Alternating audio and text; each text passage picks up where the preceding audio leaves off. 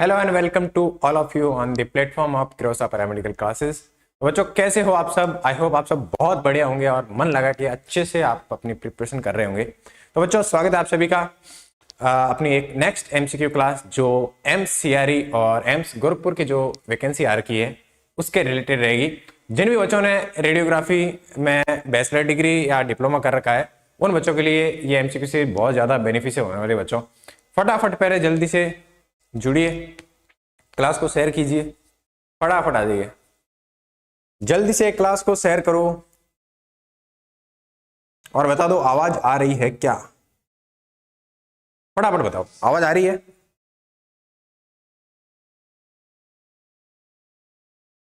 Okay ठीक है बच्चों, तो फटाफट आ जाओ, जल्दी करो, 1 मिनट।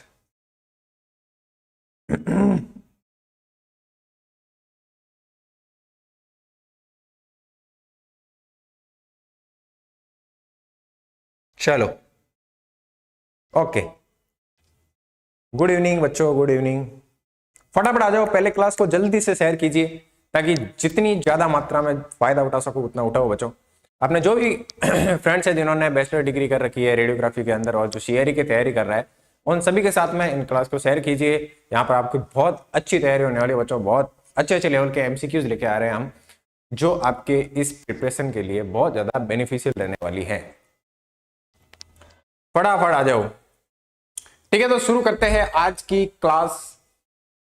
फर्स्ट क्वेश्चन बताना है ना, कमेंट फास्ट करना बच्चों, है ना, ठीक है, ओके। फर्स्ट क्वेश्चन बताओ, फटाफट बताओ, why is contrast use in CT scan? CT scan की जो इमेजिंग मॉड्यूलिटी है जिसके अंदर अपन रेडियोग्राफी इमेज लेते हैं उसके अंदर अपन कॉन्ट्रास्ट क्यों यूज करते हैं, है ना? जो सीसीटी होती है उसके अंदर अपन कॉन्ट्रास्ट क्यों लेते हैं? एचआरसीटी और एनसीसीटी के अंदर अपन कॉन्ट्रास्ट यूज नहीं करते हैं लेकिन सीईसीटी के अंदर कॉन्ट्रास्ट यूज करते हैं। तो सीईसीटी करने का क्या रीजन है, उसके अंदर अपन कॉन्ट्रास्ट क्यों यूज करते हैं उसके बारे में बताओ, फटाफट बताओ। सीईसीटी के अंदर अपन कॉन्ट्रास्ट क्यों यूज करते हैं? B, to enhance a particular tissue, किसी विशेष ऊतक को स्पष्ट करने के लिए। बहुत बढ़िया, बहुत बढ़िया अजीज, बहुत बढ़िया बच्चों, बहुत बढ़िया, है ना। तो अपन कॉन्ट्रास्ट यूज करते हैं टिश्यू को इनहेंस करने के लिए ना, उसका इमेज की अच्छी क्वालिटी को इनहेंस करने के लिए, क्वालिटी इनहेंस करने के लिए अपन क्या यूज करते हैं? कॉन्ट्रास्ट यूज करते हैं, जो उस पर्टिकुलर टिश्यू रीजन पे जाएगा और उसको अच्छे तरीके से विजुअलाइज करेगा, है ना, उसको इनहेंस करेगा, है ना, उसके लिए अपन क्या यूज करते हैं? कॉन्ट्रास्ट यूज करते हैं। बहुत बढ़िया, तो enhance a particular tissue. Next question बताओ, best mode of imaging for suspected uric acid calculi is? बताओ, यूरिक एसिड के पत्री की सबसे अच्छी इमेजिंग विधि कौन सी है? बताओ, क्या अपन एब्डोमेन का एक्सरे करें प्लेन फिल्म पर, या फिर यूएसजी करें सोनोग्राफी, या अपन इंट्रावेनस पाइलोग्राफी करें, या फिर रेडियो न्यूक्लियोइड? बताओ, पत्री देखने के लिए क्या करते हैं अपन? यूरिक एसिड की पत्री देखने के लिए, है ना, कौन सी पत्री? यूरिक एसिड की पत्री। A, plain film of abdomen. देखो जो प्लेन फिल्म ऑफ एब्डोमेन अपन यूरिक एसिड की जो पत्री होती है उसके लिए नहीं करते हैं, है ना। यदि अपने को यूरिक एसिड की जो पत्री बनी हुई है उसके लिए अपन सोनोग्राफी से बेस्ट विजुलाइज कर सकते हैं ना उसको, पीपी एब्डोमेन। नहीं नहीं, यदि यूरिक एसिड कैलकुलेट देखनी है तो अपन सोनोग्राफी करते हैं, सोनोग्राफी को प्रेफर करते हैं क्योंकि उससे अच्छी अपने को जो कैलकुलाई है उसकी लोकेशन वगैरह हो गई वो अच्छे से अपने को पता लगती है, तो उसके लिए अपन सोनोग्राफी प्रेफर करते हैं। कोई बात नहीं, गलती करोगे तो कोई बात नहीं, है ना। देखो यहाँ पर गलती करोगे तो कुछ सीखोगे, है ना, और गलती करने के बाद में जो चीज आप सीखते हो वो लंबे समय तक याद रहती है। तो यहाँ गलती करोगे तो चलेगा, है ना, ताकि एग्जाम में गलतियां ना हो, इसीलिए ये एमसीक्यू सीरीज चलती है कि जो सिली मिस्टेक हो वो सीख सको यहाँ से, है ना। तो बढ़िया है ये। हाँ जी जी, यूएसजी करते हैं अपन, है ना, ठीक है, ओके। नेक्स्ट क्वेश्चन बताना, For which of these areas can the ultrasound be taken for an infant but not for an adult? बताओ, ऐसी कौन सा अल्ट्रासोनिक इमेज का ऐसा कौन सा शरीर का पार्ट है जिसके अल्ट्रासाउंड इमेजिंग शिशु में तो कर सकते हैं लेकिन एडल्ट में नहीं करते हैं, है ना? बताओ, शिशु में तो अपन यूएजी कर सकते हैं उसकी, लेकिन जो एडल्ट है, वयस्क है, उसमें नहीं करते हैं। ऐसा बॉडी का कौन सा पार्ट है? बताओ, क्या वो क्रेनियम है, स्कल है क्या, हेड है क्या, या फिर चेस्ट है, या आर्म्स है, या लेग्स है? ऐसा कौन सा पार्ट है जो बच्चे में जिसकी यूएजी कर सकते हैं लेकिन जब वयस्क हो जाता है तब उसकी यूएजी नहीं करते है उस पार्ट की? ए, क्रेनियम। बहुत बढ़िया, बहुत ही बढ़िया। जो क्रेनियल पार्ट होता है, जो स्कल क्रेनियल पार्ट होता है, क्रेनियम, वहां पर अपन जो बच्चा होता है उस टाइम उसकी यूएजी कर सकते हैं, है ना? लेकिन एडल्ट के अंदर यूएजी करने का कोई फायदा नहीं रहता है, क्योंकि वहां पर फिर स्कल्स बोन आ जाती है ना। जो शुरू में जो पेराइटल बोन होती है वो इतनी ज्यादा शिशु के अंदर विकसित नहीं होती है, तो अपन उस पार्ट की यूएजी कर सकते हैं। लेकिन जैसे ही वयस्क होता है, एडल्ट होता है, तो फिर जो पेराइटल बोन है वो पूरी तरह से जो ब्रेन है उसको कवर कर लेती है, तो उसके बाद में उसकी यूएजी करने का कोई फायदा नहीं है। ठीक है, ओके, बहुत बढ़िया, क्रेनियम। चलो next question, what part of the body is mostly scanned by MRI? बताओ,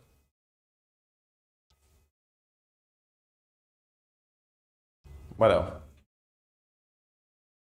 what part of the body is mostly scanned by MRI? MRI ज्यादातर किस पार्ट की करते हैं? आपने देखा होगा कि ज्यादातर अपन एमआरआई करना प्रेफर करते हैं, सीटी की जगह एमआरआई प्रेफर करना ज्यादा कहां करते हैं अपन, है ना? है ना? बाकी ज्यादातर केसेस में अपन सीटी करना प्रेफर करते हैं, लेकिन कुछ एक ऐसा पार्ट है बॉडी का जहां पर अपन एमआरआई प्रेफर करते हैं सीटी से।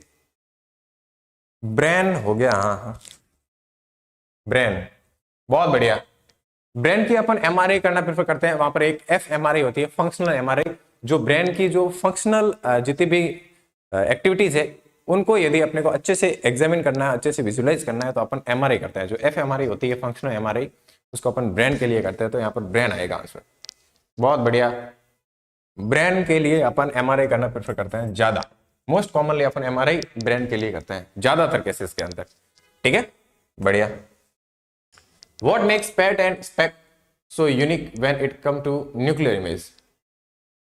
न्यूक्लियर इमेजिंग में PET और SPECT को खास क्यों बनाता है? बताओ, PET क्यों करते हैं अपन? क्रोनिक,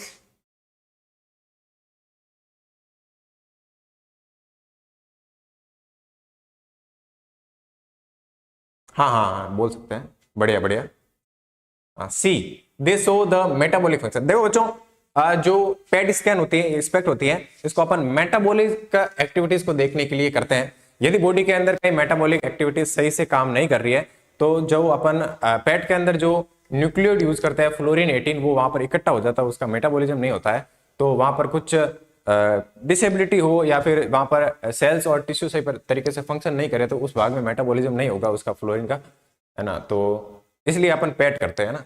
तो पेट इमेजिंग के लिए अपन मेटाबॉलिक फंक्शन देखने के लिए करते हैं, है ना? ये मेटाबॉलिक फंक्शन को डिटेक्ट करने के लिए अपन पेट स्कैन या एक्सपेक्ट करते हैं ना।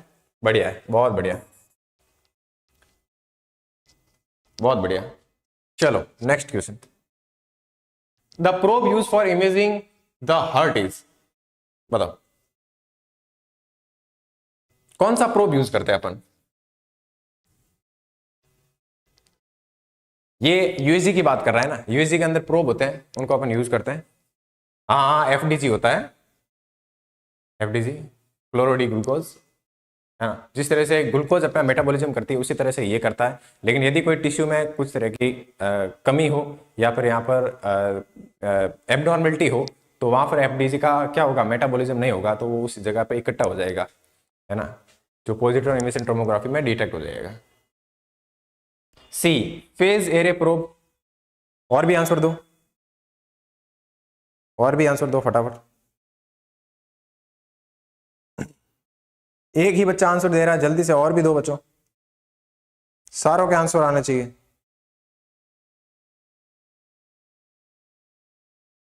बताओ बताओ, कौन सा प्रोब यूज करते हैं हार्ट में जब अपन यूएसजी करते हैं? तो हार्ट के केस में अपन कौन सा प्रोब यूज करते हैं बताओ? Phase linear for heart imaging.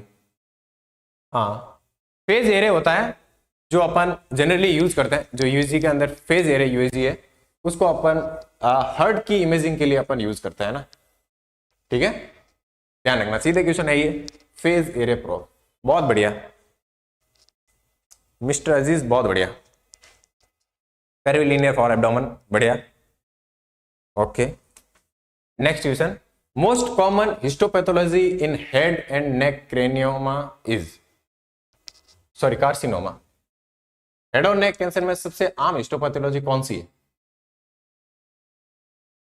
Head and नेक के केस में अपन जो हिस्टोपैथोलॉजी करते हैं वो कौन सी है, जो कॉमनली अपन यूज करते हैं histopathology head and neck case के अंदर? जो हेड एंड नेक कैंसर होता है उसमें क्या वहां पर अपन इस पर स्क्वेमस सेल कार्सिनोमा है या एडिनोकार्सिनोमा है या लिम्फोमा है या मिलेनोमा है?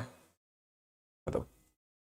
हेड एंड नेक के केस में बच्चों स्क्वेमस सेल कार्सिनोमा होता है, वो जनरली जो हिस्टोपैथोलॉजी है उसकी हेड एंड नेक केस की, है ना, ध्यान रखना। ये squamous cell carcinoma for head and neck, है ना।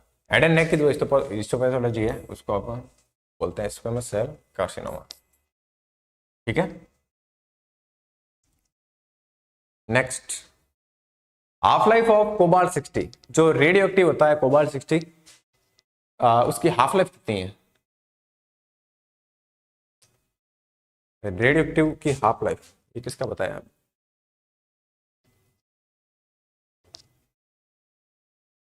ए किसका बता रहे हो, पीछे वाले का या इसका? बताओ, half life of cobalt 60। B 5.67 year. 5.67 year नहीं होता है बच्चों, कोबाल्ट 60 की हाफ लाइफ होती है 5.26 ईयर, है ना। गलतियां मत करो, सिली मिस्टेक्स मत करो, है ना। कितनी होती है? 5.26 ईयर होती है कोबाल्ट 60 की हाफ लाइफ, जिसको अपन जो कोबाल्ट मशीन होती है थेरेपी की, उसके अंदर अपन एज ए सोर्स यूज करते हैं कोबाल्ट 60 को, जो गामा रे इमिट करता है। और ये गामा रे को अपन यूज करते हैं ट्रीटमेंट के लिए, है ना, थेरेपी के लिए, कैंसर किलिंग के लिए, जो कैंसर सेल है उनकी किलिंग के लिए अपन किसका यूज करते हैं? ये कोबाल्ट 60 है वो गामा रेज इमिट करता है उनको। बहुत बढ़िया, 5.26 year. Next question, the smallest unit in the reconstruction या फिर projection of an MRI image is called. MRI image की रिकंस्ट्रक्शन की जो स्मॉलेस्ट यूनिट है जिससे मिलकर पूरी एमआरआई इमेज बनती है, तो उस स्मॉलेस्ट यूनिट को क्या बोलते हैं? क्या वो पिक्सल है, वोक्सल है, या बाइनरी यूनिट है, या फिर डॉट है? अच्छा क्वेश्चन है, बताओ। स्मॉलेस्ट यूनिट एमआरआई प्रोजेक्शन की, जो एमआरआई इमेज होती है उसकी जो स्मॉलेस्ट यूनिट है जिससे मिलकर पूरी एमआरआई की इमेज बनती है, वो कौन सी है? जो वोक्सल होता है बच्चों वो स्मॉलेस्ट यूनिट होती है ना। स्मॉलेस्ट यूनिट, रिकंस्ट्रक्शन या फिर projection of an MRI image की जो सबसे स्मॉलेस्ट यूनिट है उसको अपन वोक्सल बोलते हैं। क्या बोलते हैं? वोक्सल बोलते हैं। पिक्सल नहीं होता है, पिक्सल नहीं होता है, वोक्सल होता है। ठीक है, वोक्सल बोलते हैं। कोई बात नहीं, गलतियां करोगे तो गलतियों से सीखोगे, है ना। डिमोटिवेट नहीं होना है बच्चों, यदि गलती हो रही है तो डिमोटिवेट नहीं है ना, अगला क्वेश्चन का आंसर देना है ना। गलतियों से ही सीखते हैं, यहाँ पर आप गलतियां करने के लिए आए हो ताकि सीखोगे, है ना। ओके अंकिता जी, बहुत बढ़िया। Next question, which of the following factor decreases the heart rate? Heart rate को क्या बोल रहा है? Which of the following factor decreases the heart rate? इनमें से कौन सा कारक हृदय गति को कम करता है? हाँ बताओ। हार्ट रेट कम कब होती है ना। एक होता है हार्ट रेट को बढ़ाता है, एक होता है कम होता है। ये एड्रेनलिन और नॉर एड्रेनलिन के काम होते हैं। D all of. देखते हैं, पैरासिम्पैथेटिक स्टिमुलेशन, हाँ पैरासिम्पैथेटिक जो उत्तेजना होती है वो हार्ट रेट को कम करती है। सिंपैथेटिक बढ़ाती है, पैरासिम्पैथेटिक कम करती है। ये ऑप्शन तो सही जा रहा है। Increase level of sodium and potassium ion. हाँ बच्चों, सोडियम और पोटेशियम आयन का जब लेवल बढ़ जाता है तब भी हार्ट रेट धीमी हो जाती है, और यदि इनका लेवल कम हो जाए तो हार्ट रेट बढ़ जाती है। और release of acetyl choline, acetyl choline एक ऐसा एंजाइम है जो शरीर के फंक्शन को धीरे कर देता है, शांत कर देता है, आराम से मतलब फंक्शन होती है सारी चीजें, तो उसमें भी अपनी हार्ट रेट है वो धीमी हो जाती है, डिक्रीज हो जाती है। ऑल ऑफ दिस, बहुत बढ़िया जी, बहुत बढ़िया, ऑल ऑफ दिस आंसर आएगा। नेक्स्ट क्वेश्चन बताओ। When born, so a born within born appearance, this is indicate of। born within born क्या इंडिकेट करता है? born within born क्या इंडिकेट करता है बताओ, फटाफट बताओ। क्या वो सिकल सेल एनीमिया में होता है born within born, या फिर born इन्फेक्शन, या ऑस्टियोपेट्रोसिस, या फिर क्रोनिक माइलोजेनिस ल्यूकेमिया? किसमें होता है born within born इंडिकेशन बताओ। बॉन विद इन बॉन का मतलब है कि जब बॉन की डेंसिटी कम हो जाती है ना, बॉन पंचर भी बोल सकता है, फ्रैक्चर भी बोल सकते हैं, तो ऐसी कौन सी कंडीशन है जिसके अंदर बॉन की डेंसिटी कम हो जाए, बॉन फ्रैक्चर होने के चांसेस बढ़ जाते हैं, तो उस time Bon with in Bon indication होता है। और ये जनरली किसको इंडिकेट करता है? ये ऑस्टियोपेट्रोसिस को बोलते हैं ना। ऑस्टियोपेट्रोसिस के अंदर बॉन with in Bon like indication होता है, अपीयरेंस होता है, जिसके अंदर अपने क्या होता है, जो बॉन्स होती है उनकी जो डेंसिटी है वो डिक्रीज हो जाती है ना, और उसमें फ्रैक्चर होने के चांसेस बढ़ जाते हैं। तो ये सारे ऑस्टियोपोट्रोसिस में होते हैं। ठीक है, बहुत बढ़िया जी अंकिता जी, बहुत बढ़िया। आंसर देते रहो बच्चों, जितने ज्यादा आंसर दोगे आपका कॉन्फिडेंस उतना ही ज्यादा बूस्ट होगा, है ना। ठीक है, next question. When an abdominal ultrasound is done, why is it advise to have a full bladder? है ना, जब अपन एब्डोमिनल पार्ट की सोनोग्राफी करते हैं तो उससे पहले अपने को डॉक्टर बोलते हैं कि आप पानी पी के आओ, ब्लैडर को फुल करो, है ना, ताकि क्यों करते हैं ऐसा ये बताओ। पहला ऑप्शन बताओ फिर बताऊंगा। ऑप्शन देखो, बताओ ब्लैडर फुल क्यों करते हैं, कब? जब एब्डोमिनल पार्ट की यूएसजी करते हैं, अल्ट्रासाउंड करते हैं, तो फुल ब्लैडर एब्डोमेन की एडवाइस क्यों देते हैं doctor? D, to allow for better propagation of waves.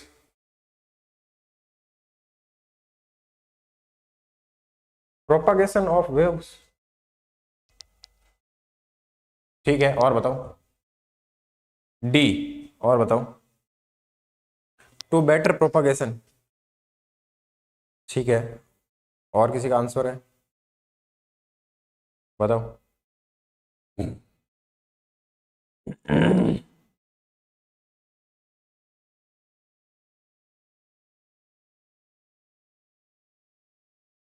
बताओ बताओ बताओ। ए, ए क्या है? To have a good acoustic window, ठीक है। सर सामने से हट जाइए, हिंदी पढ़ लेने दीजिए। पढ़ो पढ़ो, हिंदी पढ़ो। ये लो, पूरा हट गया।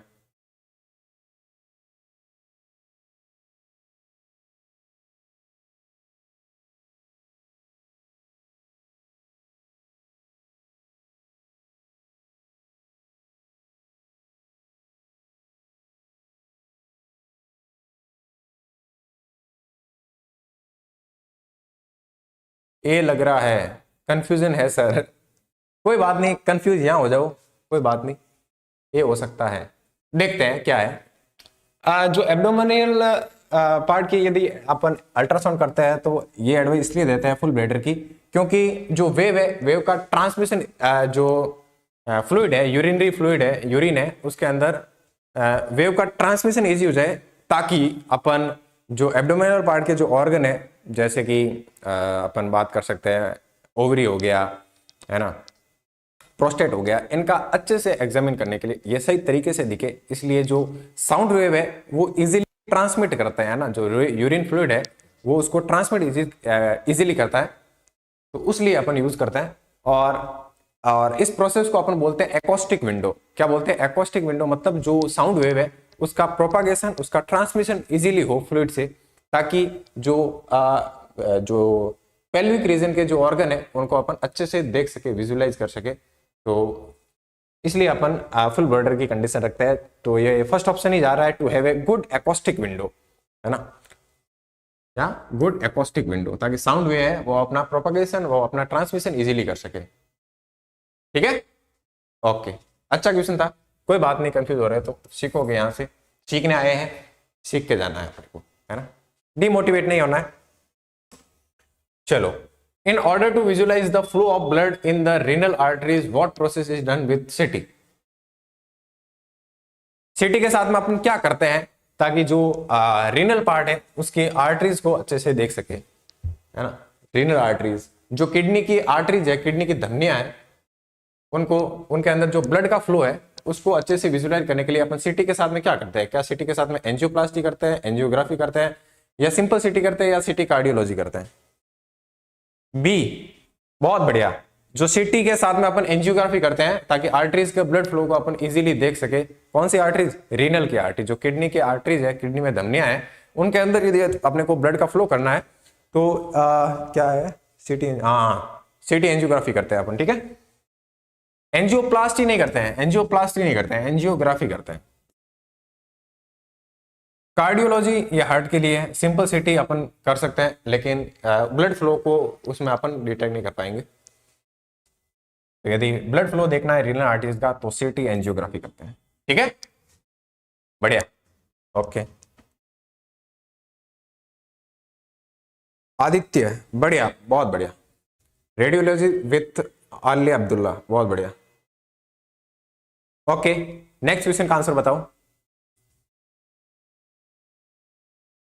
What radiation occur when the electrons are used in radiotherapy?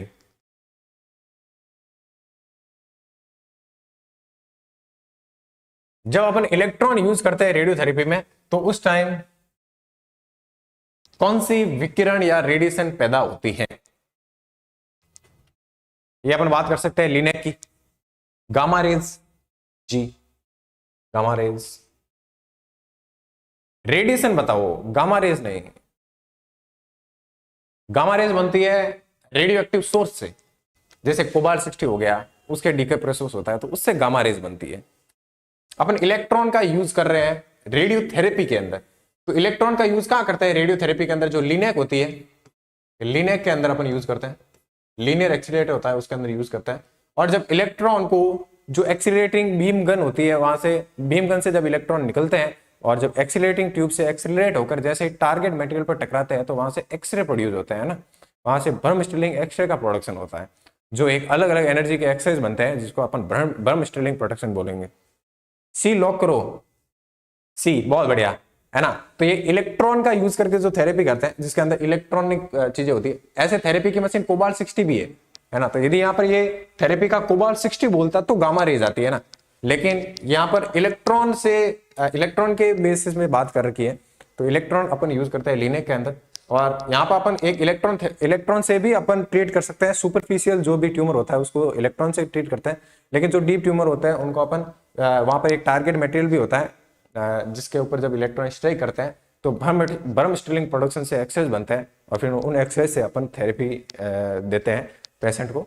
तो यहाँ पर क्या आएगा? बर्म स्टिलिंग रेडिएशन आएगी। ये कंफ्यूज मत हो बच्चों, है ना, गामा रे पर कंफ्यूज मत हो। गामा रेज अपन कोबाल्ट 60 की थेरेपी मशीन के लिए करते हैं। यहाँ पर इलेक्ट्रॉन की बात की है, रेडियोथेरेपी के अंदर जो लिनेक है उसके अंदर बर्म स्टिलिंग रेडिएशन प्रोड्यूस होती है। ठीक है, कोई बात नहीं, गलत हो तो कोई बात नहीं, ठीक है, बहुत बढ़िया Aditya ji. Okay, next question बताओ।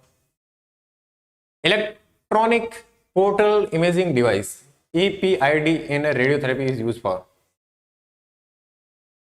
इलेक्ट्रॉनिक पोर्टल इमेजिंग डिवाइस, जो EPID है उसको अपन क्यों रहते हैं रेडियोथेरेपी के अंदर, EPID क्यों यूज करते हैं अपन? क्या उसको अपन ट्रीटमेंट प्लानिंग के लिए करते हैं, या फिर ट्रीटमेंट का वेरिफिकेशन के लिए करते हैं, या सीटी सिमुलेशन के लिए करते हैं, या ये क्या है, कन्वर्जनल सिमुलेशन के लिए करते हैं? बताओ। EPID, electronic portal imaging device, किस लिए यूज करते हैं अपन? सर बफरिंग हो रहा है तो पढ़ के आओ, थोड़ा बहुत पढ़ के आओ बच्चों, थोड़ा बहुत पढ़ के आओ।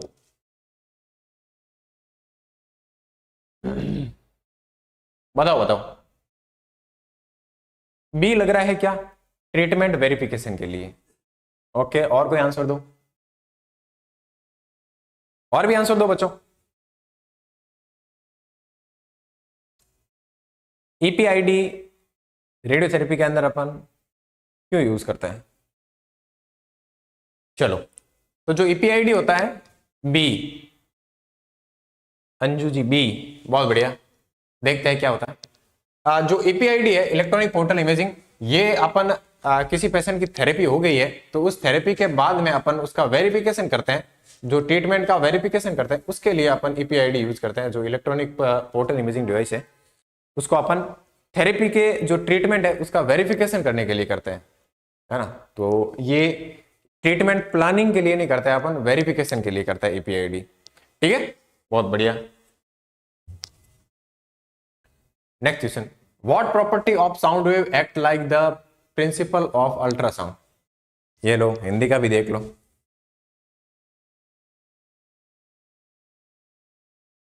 जो अल्ट्रासाउंड प्रिंसिपल है उसके अंदर साउंड वेव किस तरह से एक्ट करती है? क्या वो रिफ्लेक्शन करती है एंड रिफ्रैक्शन दोनों करती है, या ओनली रिफ्लेक्शन या प्रोपागेशन? क्या होता है? एच ही नहीं और कोई है ही नहीं और कोई, ए बी, ए या बी? रिफ्लेक्शन एंड रिफ्रैक्शन दोनों होते हैं, ओनली रिफ्लेक्शन होता है, और बताओ? ए, और बताओ? चलो, तो जो जो ट्रांसड्यूसर होता है वहां पर दो रिसेप्टर होते हैं। एक से क्या होती है, जो यूएसजी है, जो अल्ट्रासाउंड है, जो पीजो इलेक्ट्रिक मटेरियल होता है, वहां से साउंड वेव प्रोड्यूस होती है, और वो साउंड वेव क्या करती है, सरफेस पे इंटरेक्ट करती है, और वहां से क्या होती है, वो रिफ्रैक्शन करती है। क्या करती है? रिफ्रैक्शन करती है, और फिर वापस से रिफ्लेक्ट होती है, इको होता है, मतलब जो किसी भी ऑर्गन या पर्टिकुलर पार्ट हो गया बॉडी से, वहां से वापस रिफ्लेक्ट होती है, और ट्रांसड्यूसर उसको वापस रिसीव करता है, तो उससे अपने को इमेज प्रोड्यूस होती है। तो जो अल्ट्रासाउंड है वो इन दोनों प्रिंसिपल पर काम करती है, रिफ्लेक्शन एंड रिफ्रैक्शन के। ठीक है, बढ़िया, बहुत बढ़िया। चलो नेक्स्ट क्वेश्चन बताओ। Where are the lungs located? Lungs होते कहां? लंग्स कहां पर पाए जाते हैं? बताओ।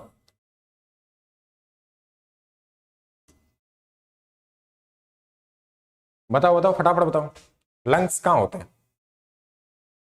क्या inferior to the trachea? Trachea के नीचे होते हैं क्या? या फिर mediastinum of thoracic cavity? जो मीडिया स्टर्नम है थोरेसिक कैविटी के अंदर, उसके बीच में होता है, या interior to the oesophagus, oesophagus के आगे होता है, या पेट के क्षेत्र में होता है, एब्डोमिनल रीजन में? लंग्स कहां होता है? लंग्स इसी मीडिएट यूएम बी लॉक। हाँ बच्चों, जो मीडिया स्टर्नम है जो थोरेसिक कैविटी के, वहां पर लंग्स प्रेजेंट होता है ना। मीडिया स्टर्नम होती है, स्टर्नम देखी है आपने, जहां पर रिब्स जुड़ी होती है आगे इंटीरियर पोर्शन में, 7 रिब्स होती है, जो 7 थोरेसिक वर्टिब्रा होती है, वो जिस पार्ट से आगे जुड़ी रहती है उसको बोलते हैं स्टर्नम, और स्टर्नम के मीडियल पार्ट्स में लंग्स की एक प्रॉपर पोजीशन होती है, बी। बहुत बढ़िया, mediastinum of thoracic cavity. ठीक है, चलो next question. A non invasive method of evolving blood flow is? रक्त का प्रवाह मूल्यांकन करने की एक गैर आक्रामक विधि है। नॉन इनोवेसिव मतलब जिसके अंदर अपन स्किन के अंदर कुछ भी पंचर ना करे, स्किन पंचर ना करके ऊपर से ले, है ना। ऐसी कौन सी विधि है जिसमें अपन ब्लड फ्लो देख सकते हैं? बताओ। जहां पर अपन कोई ना तो कैथेटर डाले, कुछ भी इंजेक्ट ना करे, और सरफेस से देखे अपने, उसके लिए क्या है? बॉन्स के ऊपर होती है स्टर्नम। बॉन्स के ऊपर कहां स्टर्नम होती है?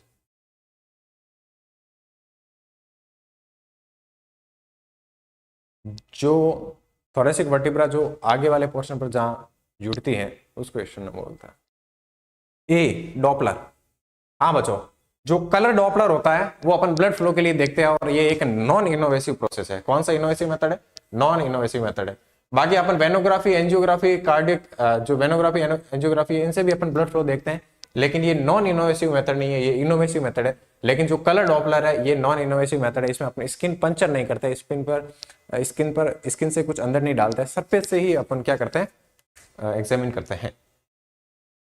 आदित्य जी बी नहीं होगा, वेनोग्राफी के अंदर नहीं होगा, वेनोग्राफी में अपन पंचर करते हैं स्क्रीन, ये एक इनोवेसिव प्रोसेस है। अपने को नॉन इनोवेसिव की बात की है, तो नॉन इनोवेसिव बताएं कलर डॉपलर, जो डॉपलर यूएसजी है उसके अंदर करता है।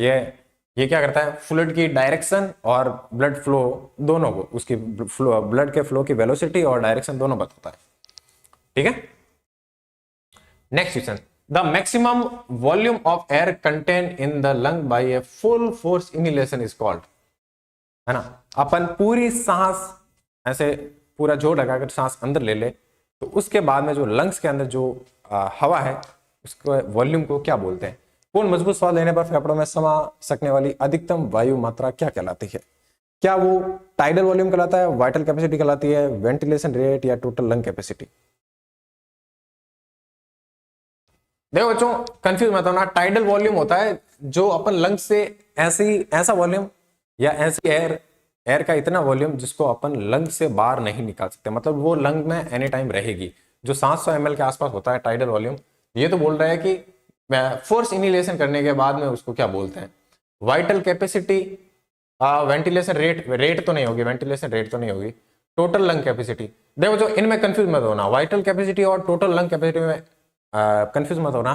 टोटल लंग कैपेसिटी के अंदर क्या आता है, एक तो फोर्स इनहेलेशन आता है और उसके साथ में टाइडल वॉल्यूम आता है, ये दोनों मिलाकर होता है टोटल लंग कैपेसिटी। लेकिन अपने को ओनली बोला है फोर्स इनहेलेशन, ये जो टाइडल वॉल्यूम है ये तो पहले से लंग्स के अंदर है, फोर्स इनहेलेशन के बाद में जो बनता है उसको बोला है ना। तो जो टोटल लंग कैपेसिटी है उसके अंदर टाइडल वॉल्यूम भी आता है, लेकिन अपने को फोर्स इनहेलेशन की ही बात की है, तो फोर्स इनहेलेशन के अंदर अपने वाइटल कैपेसिटी जाएगी, है ना।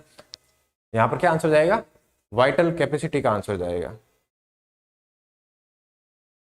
ठीक है, वाइटल कैपेसिटी, बहुत बढ़िया, okay, vital capacity, good. Vital capacity और टोटल लंग कैपेसिटी में कंफ्यूज मत होना, इसके अंदर क्या है, force inhalation plus tidal volume होता है टोटल लंग में, लेकिन वाइटल कैपेसिटी में ओनली फोर्स इनहेलेशन होता है। तो आपने को फोर्स इनहेलेशन की बात की है। चलो next question, Which interaction of X-ray is the basis of radiographic contrast between bone and soft tissue? हड्डी और सॉफ्ट टिश्यू के बीच रेडियोग्राफिक कॉन्ट्रास्ट किस एक्सरे इंजेक्शन पर आधारित है, बताओ। यहां पर रेडियोग्राफिक कॉन्ट्रास्ट की बात की है, तो बोन और सॉफ्ट टिश्यू के यदि अपने को क्या करना है, इंटरेक्ट करना है, बोन एंड सॉफ्ट टिश्यू को यदि अलग अलग करना है, तो वो कौन से इफेक्ट पर आधारित रहता है, ये बताओ, फटाफट बताओ। ए कौन सा है, फोटो इलेक्ट्रिक इफेक्ट, ठीक है, और बताओ, और भी आंसर दो, फटाफट आंसर दो, आंसर देने में देरी मत करो, फटाफट, ऐसे क्वेश्चन देखते ही ऐसे आंसर आना चाहिए, क्वेश्चन देखते ही आंसर आना चाहिए, ऐसा करो। फोटो इलेक्ट्रिक इफेक्ट, ठीक है। तो बच्चों जो फोटो इलेक्ट्रिक इफेक्ट होता है वो टिश्यू और बॉन को क्या करता है, सेपरेट करता है, अलग अलग दिखाने का काम करता है, तो उसको फोटो इलेक्ट्रिक इफेक्ट के अंदर अपन देखते हैं। बढ़िया, ए बहुत बढ़िया। चलो नेक्स्ट क्वेश्चन बताओ, इन कोबाल्ट 60 मशीन विच रे is use for external beam radiotherapy. अब देखो मैंने ये बता रखा है कोबाल्ट 60 का, ये तो सबका आंसर आना चाहिए। ये मैंने जब अपने बात की थी इलेक्ट्रॉन रेडियोथेरेपी में, तो उस टाइम मैंने बताया है, तो अब बताओ, सारों के आंसर आने चाहिए यहाँ पर, जो 9-10 दिन देख रहे हैं सारों के आंसर आने चाहिए। बताओ कोबाल्ट 60 के अंदर कौन सी जो बीम है वो यूज करते हैं, जो एक्सटर्नल बीम रेडियोथेरेपी है के अंदर कौन सी बीम होती है, सबके आंसर आने चाहिए, फटाफट आंसर दो। सी, और कोई है, और कोई है, फटाफट आंसर दो। गामा रेज, और सारों के आंसर नहीं आए हैं, सी, और कोई, फटाफट आंसर दो। बढ़िया, वही 4 जने हैं जो आंसर दे रहे हैं, बाकी 5 जने नींद ले रहे हैं, क्या कर रहे हैं पता नहीं मुझे। तो जो गामा रेज होती है उनको अपन यूज करते हैं किसमें, एक्सटर्नल बीम रेडियोथेरेपी, जो कोबाल्ट 60 मशीन है उसके अंदर, ठीक है। ओके, बढ़िया। कौन सी रे है? Gamma rays. चलो नेक्स्ट क्वेश्चन। क्योंकि गामा रेज क्या करती है पता है? गामा रेज की एक तो एनर्जी ज्यादा होती है और ये इसकी पेनिट्रेशन पावर भी ज्यादा होती है। जो जो डीप लोकेटेड ट्यूमर होते हैं उनको भी अपन अच्छे से ट्रीट कर सकते हैं ना, तो इसलिए अपन गामा रेज यूज करते हैं। चलो, which mode is use for cardiac imaging? Cardiac imaging के लिए कौन सा मोड देता है? ये एमआरआई की बात हो रही है ना, एमआरआई के अंदर मोड होते हैं, A mode, B mode, M mode, 3D mode. तो जो कार्डियक इमेजिंग है उसके लिए अपन कौन सा मोड यूज करते हैं बताओ?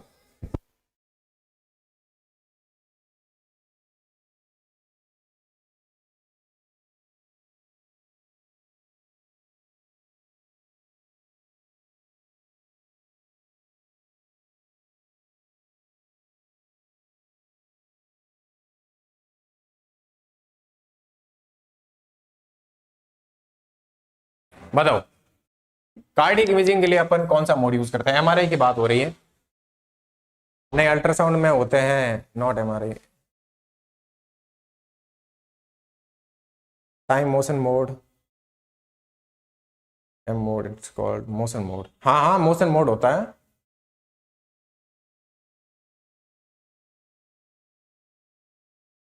बढ़िया है ना। तो जो मोशन मोड या फिर एम मोड है उसको अपन कार्डियक इमेजिंग के लिए करते हैं, क्योंकि ये रियल टाइम इमेज देता है ना। क्या देता है? रियल टाइम इमेज देता है। तो हाँ सॉरी, इसको यूएसजी में करते हैं, सॉरी बच्चों। यूएसजी के लिए एम मोड होता है, तो ये क्या करता है? रियल टाइम इमेजिंग करता है ना। फंक्शनल जो कार्डियक टिश्यू है उनकी फंक्शनल एक्टिविटीज को देखने के लिए रियल टाइम इमेज देता है, तो उसको मोशन मोड या फिर एम मोड बोलते हैं। बहुत बढ़िया, इट्स कॉल्ड मोशन मोड। बहुत बढ़िया। Okay, next question. Spirometer can measure all accept? Spirometer सबको मेजर कर सकता है लेकिन किसको नहीं कर सकता है? हाँ हाँ हाँ, एमआरआई में नहीं होता है, सॉरी सॉरी, यूएसजी में यूज करते हैं। हाँ, रियल टाइम इमेज देखने के लिए अब करते हैं कार्डियक टिश्यू की फंक्शनल यूनिट। ये बताओ, spirometer can measure all except, किसको स्पायरोमीटर से अपन मेजर नहीं कर सकते? आईवी, ईआरवी, एफआरसी या TV? A IV, sorry IC. Inhalation capacity है ना, सांस अंदर लेने की कैपेसिटी को अपन तो माप सकते हैं बच्चों। ईआरवी, ईआरवी एक्सीलेशन है, इसको भी माप सकते हैं बच्चों। सांस अंदर ले रहे हैं, बाहर रह रहे हैं, इसको स्पायरोमीटर से माप सकते हैं। और बताओ, और बताओ, और किसी का आंसर आ रहा है क्या? बताओ बताओ बच्चों, स्पायरोमीटर से ऐसा वॉल्यूम नहीं माप पाएंगे। अपन स्पायरोमीटर की बात कर रहे हैं, स्पायरोमीटर से अपन टाइडल वॉल्यूम नहीं माप पाते हैं, है ना। जो टीवी है टाइडल वॉल्यूम है, इसको अपन नहीं माप पाते हैं। ठीक है, TV TV. Next question. In the cardiovascular system which is more affected by radiation? Cardiovascular system में रेडिएशन का सबसे ज्यादा प्रभाव किस पर पड़ता है? तो कौन सा क्रिटिकल ऑर्गन है जो सबसे ज्यादा जिसको रिस्क रहती है? कब कार्डियोवैस्कुलर सिस्टम के अंदर रेडिएशन से कौन सबसे ज्यादा अफेक्ट होता है? बताओ। हाँ सुनील जी, टाइटल वॉल्यूम बढ़िया। इसका बताओ, कार्डियोवैस्कुलर सिस्टम में रेडिएशन का सबसे ज्यादा प्रभाव किस पर पड़ता है? ऐसा कौन सा क्रिटिकल पार्ट है जो सबसे ज्यादा डैमेज होता है? आर्टरीज और दो, ए कैपिलरीज। हाँ बच्चों, जो कैपिलरीज होती है वो ज्यादा सेंसिटिव होता है कार्डियोवैस्कुलर सिस्टम के अंदर, और उन पर रेडिएशन का ज्यादा प्रभाव पड़ता है, ज्यादा इफेक्ट पड़ता है, तो यहां पर कैपिलरीज होगी। ठीक है, कोई बात नहीं, कैपिलरीज। चलो next. The total number of alveoli present in the human lungs in estimate to be? एक अपन एस्टिमेटली कितनी ह्यूमन लंग्स के अंदर एल्वेलाई होती है? 1 मिलियन, 800 मिलियन, 500 मिलियन, 1500 मिलियन, कितनी एलोलाई होती है? एक एस्टिमेट कितनी बता रखी है? डी डी डी कितनी है? 1500 मिलियन टेलीवर्स। क्या 1500 मिलियन होती है? और कोई दो। सी 500 मिलियन। और भी आंसर दो। 500 मिलियन। हाँ बच्चों, जो अपन एक एस्टिमेट आंकड़ा है जो ह्यूमन लंग्स के अंदर जो दोनों है, राइट और लेफ्ट लंग है, उसके अंदर कुल मिलाकर कितनी एल्वेओलाई होती है? एस्टिमेशन है 500 मिलियन एमआर जो एल्वेओलाई है उसका एक एस्टिमेट आंकड़ा है जो डाटा दे रखा है। 250 मिलियन पर लंग, हाँ 250 मिलियन पर लंग, ठीक है। Okay, next question. Up to what intensity of radiation is use for mammography? Mammography में किस तक, कहां तक की इंटेंसिटी के अपन जो रेडिएशन है वो यूज करते हैं? ये ध्यान रखना कि लोअर इंटेंसिटी के रेडिएशन अपन यूज करते हैं। अब बता दो आंसर, कितना हिंट दे दिया? अब तो सारा आंसर आना चाहिए। लोअर इंटेंसिटी के एक्सरेज अपन यूज करते हैं मेमोग्राफी के अंदर, क्योंकि वहां पर सब टिश्यू होता है तो उनको कम इंटेंसिटी या कम एनर्जी के अपन एक्सरेज देते हैं। बताओ। अप टू बताया रखा है इसने, है ना? कहां तक की इंटेंसिटी देते हैं? अरे यार क्या गधे लोग है रे। देखो देखो देखो देखो देखो देखो, सबसे कम सर एक ही दिख रहा है, 10 केवी। हाँ एक सही आया है। अरे ऐसे बावड़े मत हो जाओ, यहां पर तुम्हारे साथ खेल हो गया है ना। तो अपनी भावनाओं को कंट्रोल में रखे और सर की हर बात में ना आए, ध्यान रखना। एक आंसर सही आया है, और भी दो, और भी दो, और भी दो। मेमोग्राफी में अपन किस इंटेंसिटी तक के एक्सरेज यूज करते हैं? बच्चों अपन 6 to 30 केवी के अपन एक्सरेज यूज करते हैं, 6 to 30, ठीक है। 13 से ज्यादा के अपन यूज नहीं करते, 13 से ज्यादा। और इसने बोला है कि अप टू, मतलब कहां तक की इंटेंसिटी के करते हैं? 30 तक की इंटेंसिटी कर सकते हैं ना, 10 to 20 नहीं होगा, अप टू 30 तक अपन कर सकते हैं, ठीक है। अच्छा क्वेश्चन है, डाटाबेस क्वेश्चन है, ध्यान रखना डाटाबेस क्वेश्चन आ जाते हैं ना, ठीक है। मन के बेकावे में मत ना, बेकावे में मत आना, कोई बात नहीं। बताओ इसका, बताओ। अम्बिलिकल कॉर्ड होती है, उसके अंदर कितनी आर्टरीज वैन होती है? बताओ बताओ बताओ बताओ। क्या एक आर्टरी 2 वैन होती है? 2 आर्टरीज 1 वैन होती है? या 2 आर्टरीज 2 वैन होती है? बताओ अम्बिलिकल कॉर्ड में कितनी आर्टरीज और कितनी वैन होती है?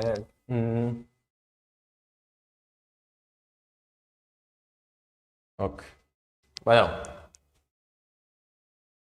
अरे बताओ हो, अम्बिलिकल कॉर्ड में कितनी आर्टरीज और वैन होती है? D 2 arteries and 1 vein. बहुत बढ़िया बच्चों। अम्बिलिकल कॉर्ड के अंदर 2 आर्टरीज होती है, 1 वैन होती है, लेकिन जो नॉर्मल आर्टरीज होती है उसके अंदर ऑक्सीजनेटेड ब्लड का फ्लो होता है और वेन्स के अंदर डीऑक्सीजनेटेड ब्लड का फ्लो होता है। लेकिन जो ये अम्बिलिकल कॉर्ड की जो आर्टरीज होती है उसके अंदर डीऑक्सीजनेटेड ब्लड फ्लो होता है और वेन्स के अंदर ऑक्सीजनेटेड ब्लड फ्लो होता है। उसी तरह से यदि अपन बात करें और कहां पर डीऑक्सीजनेटेड ब्लड फ्लो होता है? बताओ ऐसी कौन सी आर्टरी है जिसके अंदर डीऑक्सीजनेटेड ब्लड फ्लो होता है? बाकी इन जनरल आर्टरीज क्या करती है? ऑक्सीजनेटेड ब्लड का फ्लो करवाती है बॉडी के हर एक पार्ट में, और वेन्स है वो डीऑक्सीजनेटेड ब्लड का फ्लो कराती है। लेकिन ऐसी कौन सी आर्टरीज है और जो ऑक्सीजनेटेड ब्लड की जगह डीऑक्सीजनेटेड ब्लड फ्लो करवाती है? बढ़िया बढ़िया, इसका तो डी दे दिया। और मैंने जो पूछा उसका बताओ। कॉमन क्वेश्चन है, आपने 11th-12th क्लास में पढ़ा होगा। हार्ट के अंदर एक जो पल्मोनरी आर्टरीज होती है उसके अंदर क्या होता है? डीऑक्सीजनेटेड ब्लड का फ्लो होता है, जो राइट वेंट्रिकल से ब्लड का फ्लो, ब्लड को कहाँ लेके जाती है? लंग्स के अंदर, एल्वेओलाई के अंदर लेके जाती है। वहां से ब्लड ऑक्सीजनेटेड होने के बाद में जो पल्मोनरी वेन है उससे लेफ्ट एट्रियम के अंदर ब्लड जाता है जो एक ऑक्सीजनेटेड ब्लड है। तो जो पल्मोनरी आर्टरी है उसके अंदर डीऑक्सीजनेटेड ब्लड होता है और जो पल्मोनरी वेन है उसके अंदर ऑक्सीजनेटेड ब्लड होता है। और देखा जाए तो जो अम्बिलिकल कॉर्ड की जो आर्टरी है उसके अंदर भी डीऑक्सीजनेटेड ब्लड होता है और वेन्स के अंदर ऑक्सीजनेटेड ब्लड होता है। ठीक है, हाँ बहुत बढ़िया, पल्मोनरी आर्टरी, बहुत बढ़िया। ओके चलो नेक्स्ट क्वेश्चन बताओ इसका answer. Aorta pierces the diaphragm at the lever। aorta कहां से डायफ्राम को पियर्स करती है, जहां से उसको भेदती है या पार होती है। डायफ्राम को कहां से पार होगी, डायफ्राम कहां होता है ये एस्टिमेट कर दो कि जहां डायफ्राम होगा वहीं से पार होगी।